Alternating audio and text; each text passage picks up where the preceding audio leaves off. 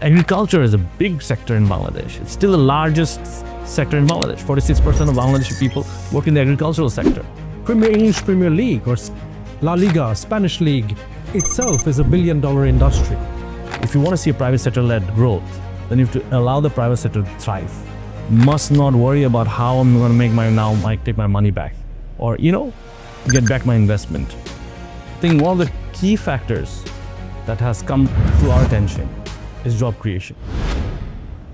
Welcome to Election Conversation, a special series where we go beyond political rhetoric and campaign slogans to meet the people, ideas and policies shaping the next chapter of Bangladesh. My name is Zunaed Rabbani, and in this series, we sit down with MP candidates and policymakers to understand not just what they stand for, but what kind of future they imagine for Bangladesh. My guest today is someone who represents the newer generation of political leadership within BNP. He's a member of BNP's Foreign Affairs Committee and an advocate for youth-driven policy. Israfil Khosru, thank you for being with us. It's a pleasure being here. I'll start off with a question that you probably get asked a lot, and probably it's about your father. Your father, Amir Khosru Mahmood Chaudhary, is the BNP's standing committee member. He's a former commerce minister.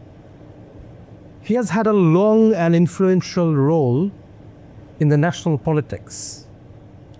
How do you balance the legacy you come from with the space you're trying to create for yourself? Well, it's a very interesting question because it comes with its advantages and disadvantages. Advantages, obviously, his recognition, his name, probably has allowed me the access to be in politics. But then again, to create my own identity is a challenge. To work on the ground and also to have my own thinking that has to come in the forefront. Basically, it's got its ups and downs, but I think overall it's a challenge, and I take it as a challenge. And my sole responsibility is here to keep my work, focus on my work, work in the grassroots, work in the policy level as well, and do my bit. And yes, so I think it's I wouldn't say it's easy, but it's a challenge. And I think I take it as a challenge, and I work on the ground and create my own identity. That's pretty much it. Wonderful. It's never easy, especially in the realm of politics, where there are so many complex relationships, different dynamics, different era, different decade. Sometimes you're in the government, sometimes you're in the opposition, sometimes you're somewhere in between. So it's never easy to navigate the entire political space on your own, or even as a second generation or as a third generation. Now we see that BNP is trying to integrate the younger generation like you into their leadership. At the same time, they're trying to engage more and more with youth voters. Now, youth engagement needs to have more than soundbite. It needs to have a structure. It needs to have commitment. Could you tell us some meaningful youth engagement strategies that BNP is currently undertaking? It's a very interesting question. I think one of the key factors that has come to our attention is job creation. So if you look at last 15 years of the last government, we've heard about perceived growth, economic growth. There has been jobless growth, basically. So what has happened? So the economy was pretty much debt-based, with heavy borrowing from foreign countries and international organizations. And they basically resorted to printing money, which has led to further inflation. And that gave birth to this fake perception of growth. So that perception has to be changed. So the youth today, that we have to basically transition from that economy to an economy that's investment-based. Because these last 15 years, we have seen an economic model that has basically led to creation of oligarchs. And we saw concentration of wealth within which was held by just handful of people. So basically the benefit of economic growth should benefit the general population, all strata of society, all segments of society. which didn't happen, basically. So we saw kleptocracy. So what we want to see right now is transition into an economy that is investment-based. And investment-based economy will create jobs, genuine jobs. It will create wealth, genuine wealth. So in this particular case, if you are to basically create an investment-based economy, we also have to invest in training, skill development, so that our workforce is skilled and they add value as well.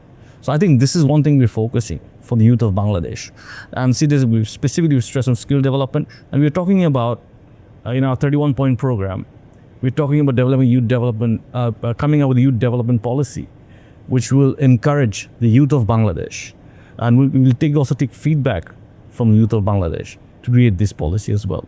So I think job creation is the need of the hour. And that's one of our key focus. And as I said, skill development, youth development policy, and also we want to basically come up with new sectors where youth can get employed. Right now, the economy is heavily dependent on RMG and remittances. We need to come up with new sectors. It's like we're looking at a creative industry as well, which is our entertainers, musicians, our artisans.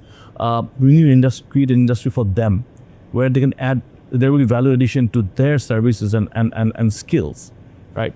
So skill development is a must. So if we have skill development and we're trying to develop other thrust sectors, it has to go parallelly, because then you have basically skilled manpower for those sectors as well. So these two things have to go hand in hand. So this is one thing we're doing right now and focusing on heavily. Skill development and developing new sectors. At the same time, specific youth-driven policy, specific youth development policy. Wonderful. You mentioned about this diversification, moving into new sectors.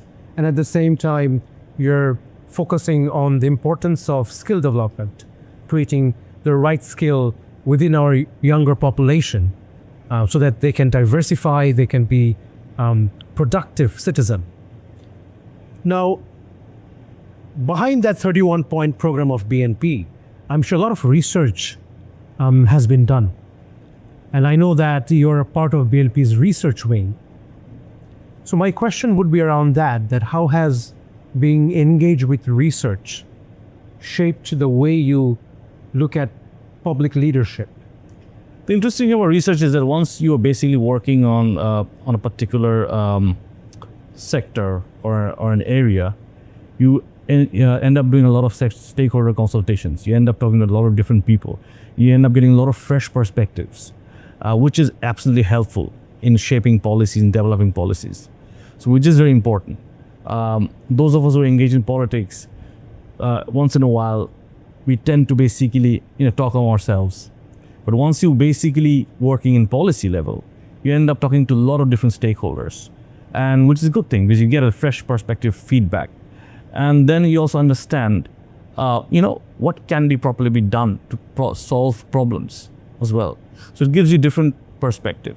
So I think that's one thing that has helped me, because since I'm involved with the party's research wing, I end up doing, well, first and foremost, a lot of reading, and then I'm talking to a lot of people to get some interesting perspectives and what I can bring on board, and in terms of policy recommendations and everything else.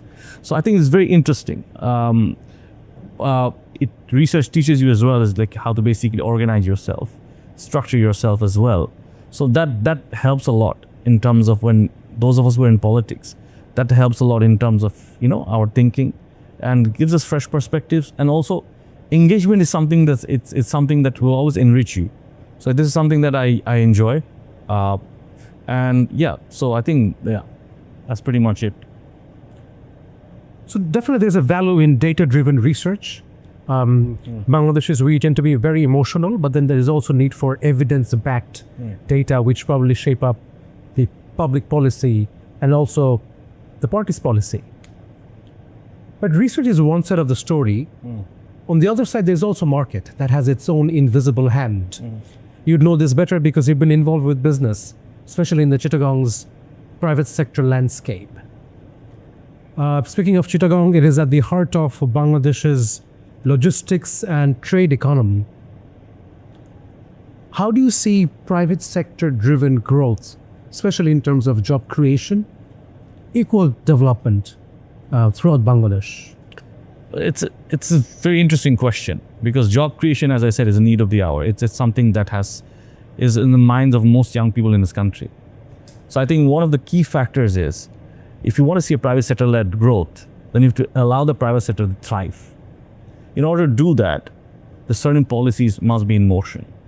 So the BNP, we have launched an investment position paper a few months ago. I think a lot of you have seen it.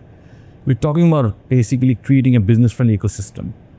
And also, this whole investment ecosystem that we have right now, we need to rethink it. And in order to do that, you have to basically do certain things.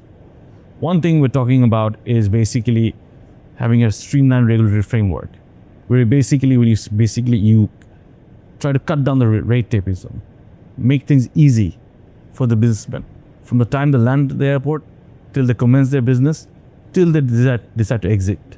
So one of the key factors that always is in the mind of the investors, be it private or be it foreign direct investment, is that how much time would it take me to commence my business? So everybody wants a time-bound experience. So in that particular case, our investors who are investing in Bangladesh or coming from abroad, must have a time-bound experience within which period they must know that I know I can start business in Bangladesh.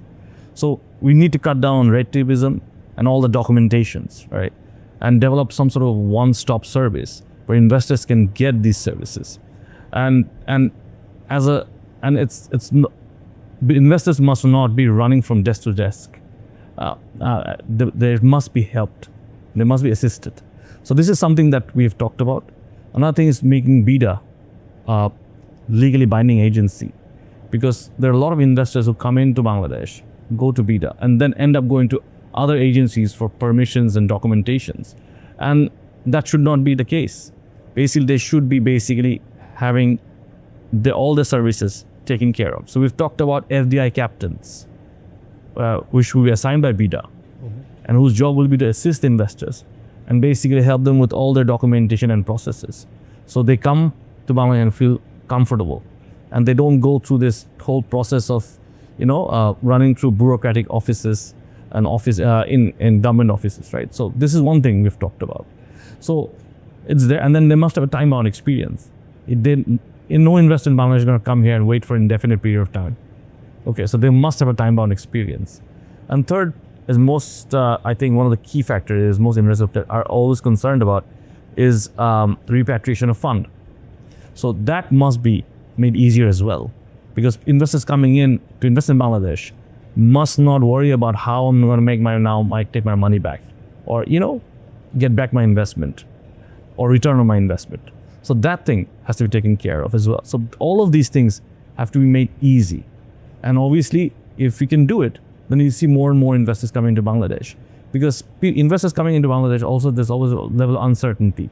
Like, if I'm coming into Bangladesh now, when will I be able to commence business? If that is the worry that have in their mind, they will not want to come to Bangladesh. They have other destinations to go to.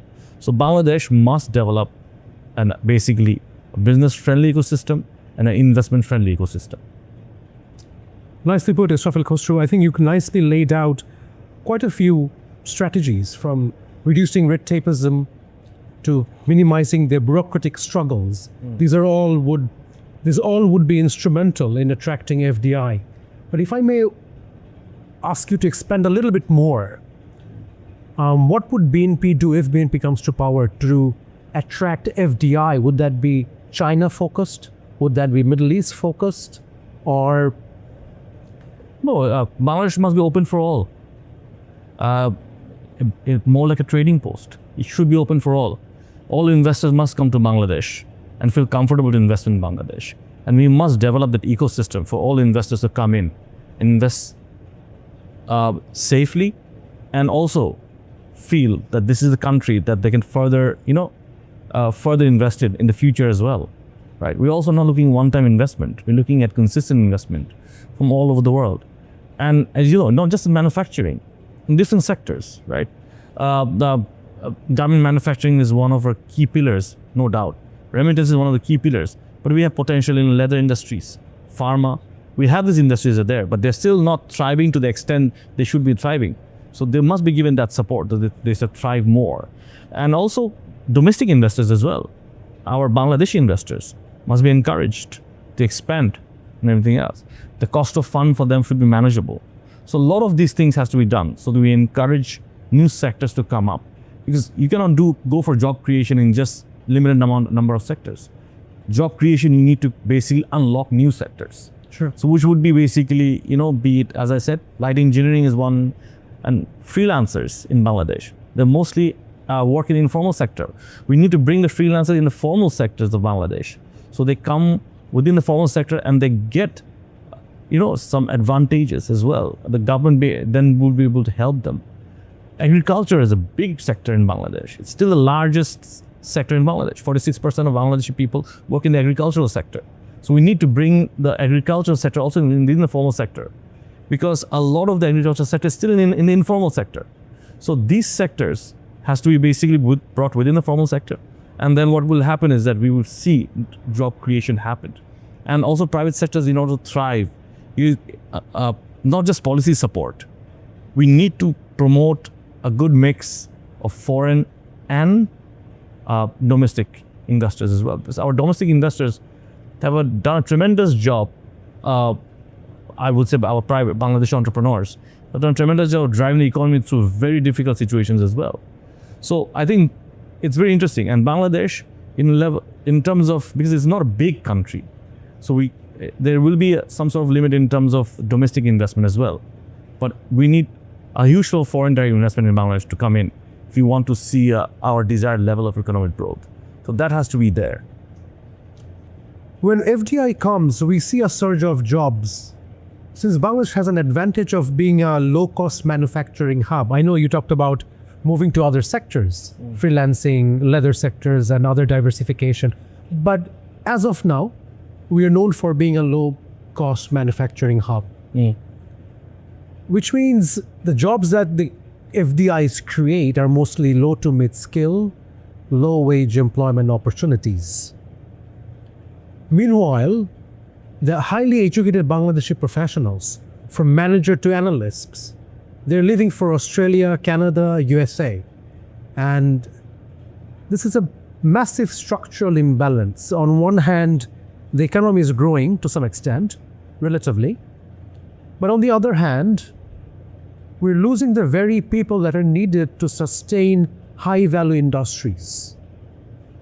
What economic environment BNP would like to create to retain these highly educated, high-earning professionals so that they don't leave for a greener pasture? Well, I think the first thing is we already talked about.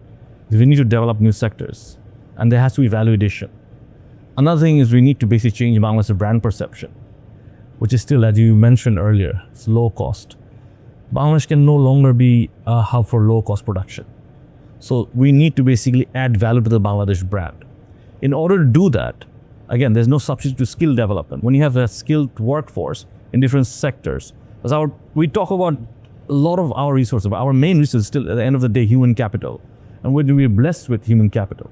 And basically, we have to enrich that. And there's no substitute to skill development. Once we invest in training and skill development, and also at the same time work to basically unlock new sectors, then we can see like more and more of a younger people will be, willing to stay in Bangladesh because they know there are opportunities in these sectors as well. And there has to be value addition, again, which I mentioned. As for example, we talked about our creative industry. See, the artists, everybody's worried about the future and livelihood. And for example, our artists, our entertainers, our influencers, if they feel that we are recognized as a sector, there's a creative industry in Bangladesh, and we are now part of the formal sector, they will be encouraged to basically now, deliver and basically add value. Because what happens is that once you recognize a sector and provide it with policy support, then it creates scope for livelihood. And young people will want to stay in Bangladesh. Listen, no, this is a sector that government recognizes, and we have recognition, and we want to add value. We want to enhance our skill and basically work in this sector. Same with sports economy. We've talked about sports economy. Sports is a big industry. You can promote sports, encourage this industry by various kind of policies. This is a huge economy which can create employment as well. Not just players, coaches, trainers. Sports science is a big thing as well. So encourage those industries and recognize them as formal sectors and provide support. And then you will see once new sectors thrive, people will just be like, no, there are opportunities. There are other opportunities beyond garments or going overseas. There are other opportunities in Bangladesh where we can go in and basically, try out our skills, enhance our skills. So I think this is what's required. And I think if we can do it, we have it in our vision. And if we can make these changes, we see more and more the youth in Bangladesh who would want to stay in the country and basically contribute as well. Since you mentioned about sports economy, we've seen you taking an interest in BCB election. For whatever reason, that did not pan out the way you wanted. But then I love the concept of sports turning into sports economy because mostly in this country, sports is subsidized. They still look at different forms of sports as a subsidy from the government. Whereas in the developed world, be it cricket, be it running or football, there's a billion-dollar industry. Even forget the country, the English Premier League or La Liga, Spanish League itself is a billion-dollar industry. Yeah. Could you expand a little bit on how this sports can turn into a sports economy and a platform for youth engagement, youth employment? Bangladesh, if you look at the people, we love sports all over the country, not just cricket. There's love for football and all kinds of sports. And it's a huge potential because sports economy is huge in other countries. If you look at European countries, footballers get paid a fat salary, huge, massive transfer windows, even cricket globally as well. But in Bangladesh, sports is not often seen as a career because people are always worried about the livelihood. If sports can be, properly patronized and supported, then sports can be a viable career for a lot of our youth. And what has happened is that we're now thinking about a sports economy. Our acting chairperson, Mr. Tariq Rahman, is very serious about this because he's talked about basically developing sports complexes all over the country because sports requires training and that requires also investment. But if we recognize sports as a sector, official sector, and we want to and we provide support in terms of policy, be it funding, everything else, we'll see that more and more people will come into this, take sports as a career, because then realize, no, there's a future. There's a future after sports as well, and I can make money or earn decent living by playing sports. So we need to basically create value in the sports sector as well, and go for validation in the sports sector, because more and more young people will be encouraged to play sports and take it as a game, not just cricket or not just football, other sports, badminton, any other sports, because we have the potential to develop and we have the manpower to basically have a big sports economy because people love sports in Bangladesh. And secondly is that if we can promote sports, that also gives a huge national boost because performing in sports also is a matter of huge national pride as well. So I think that's something that we've put a lot of emphasis on, and we are seriously thinking about how we can basically now develop sports industry that will thrive in the future. I hope that happens soon because every other person in our generation wanted to be a cricketer or a football player, but they didn't pursue because at least they didn't see a proper career in it. But I think it's time to bring about a change in that entire sports sector. And if that's definitely for a country like Bangladesh, it has to be a commercially viable sector. The government cannot continue to give subsidy all along, especially when it comes to global competition and how the entire sports economy has flourished in the entire world.